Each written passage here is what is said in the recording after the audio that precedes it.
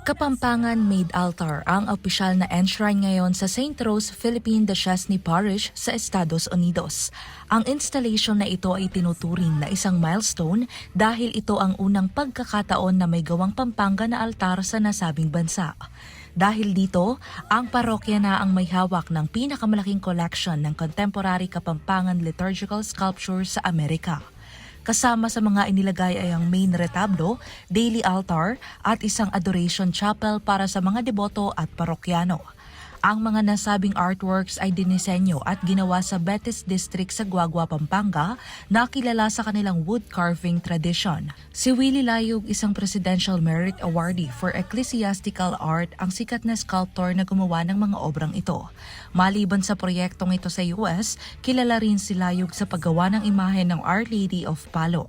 Ang nasabing imahe ay ginamit ni Pope Francis noong nagkaroon ng Holy Mass sa Tacloban ilang taon na ang nakalipas. Samantala, ang installation na ito ay hindi lang nakakaganda sa sacred spaces ng nasabing parokya. Bukod sa aspetong espiritual, na itatampok din nito ang talento ng mga Kapampangan craftsmen sa ibang bansa. Para sa mga Pilipino sa Amerika, ang altar na ito ay magsisilbing cultural at spiritual link sa kanilang pinagmulang bansa. Ako po si Carmel Joy Miguel, nag-uulat para sa Balitang Unang Sigaw.